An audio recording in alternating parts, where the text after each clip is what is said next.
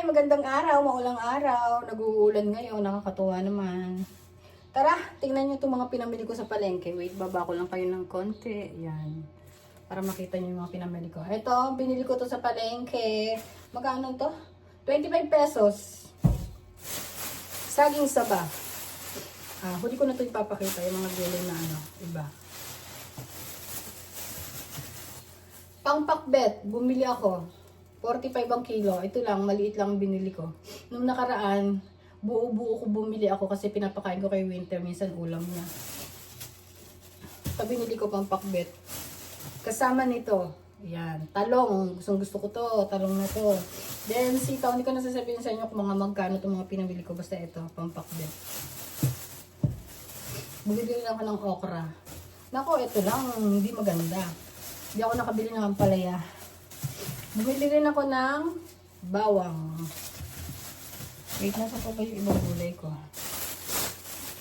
Hindi ganun karami yung binili ko sa ulam ngayon. Basta bumili lang ako ng mga isda. Then, wala pala yung mga kamatis, sibuyas ko.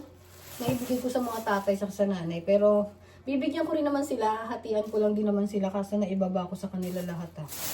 Binilihan ko sila ng yellow pin, 2 peraso. Ay, masarap yung paborito yun ng tatay. Bumili rin pala ako ng manok. Binilihan ko sila ng manok pang tinola. Kumpleto na yun kasama na gulay dun. Ayan.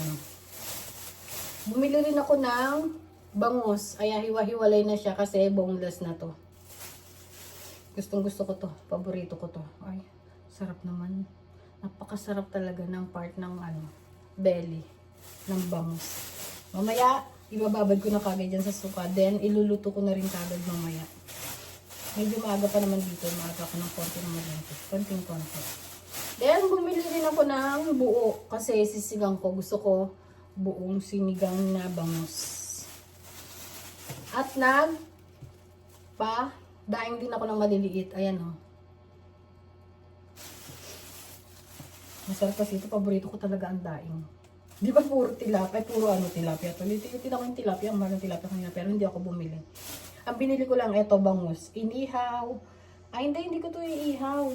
Pansigang, tsaka pang daing na bangus. Tapos binilihan ko tatay ng 2 klase ng ulam. Ayan. Pasensya na kayo kung medyo nagbabakil ako. Kasi nagmamadali ako. Medyo tanghali pero medyo maaga pa. Nagmamadali Gusto ko maaga ako nagluluto Yan lang yung binili kong ulam ngayong araw na to. Sa palengke. Ngayon, pakita ko na rin sa inyo itong gulay na binigay sa akin ng kaibigan ko. Napakadami. Tingnan nyo, 2 tali. Pero ang dami, 10 pesos lang yan Sa iba, 15-20 pesos na rin ang halaga nito. Pero pinakaalam ko, 15 pesos. Pag medyo marami, 20 pesos. Ito, napakarami na rin 10 pesos lang. Binigyan ko rin ng 2 tali ang mga tatay. Kasi, yung yellow pin daw na binili ko, isisigang daw nila dito. Masarap yun. Masarap yun dito. Sobrang sarap.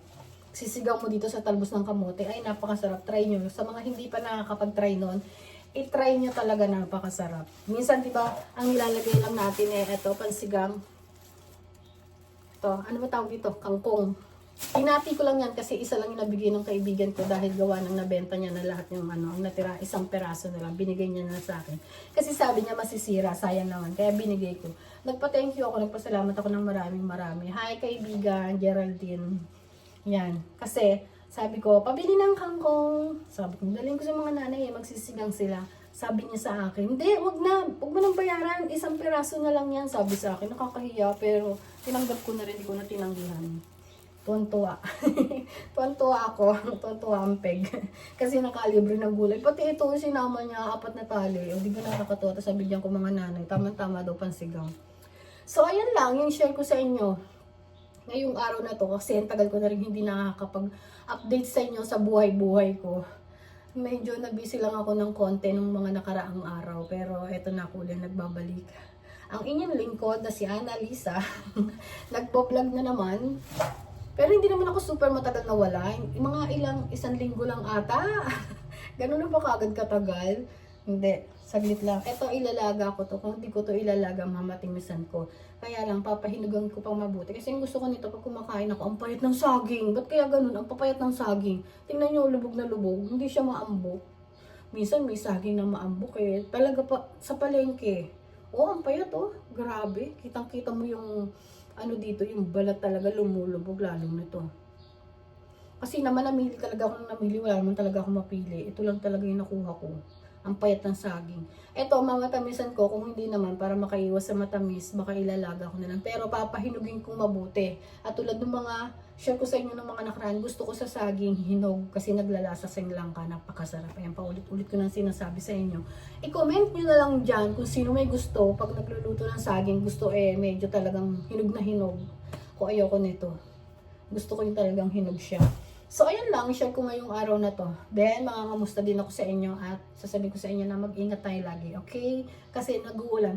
Start na ata ng tag-ulan ngayon. Ilang araw na sunod-sunod, 3 araw na sunod-sunod na ulan tuwing hapon. Pero kahapon umulan ng umaga.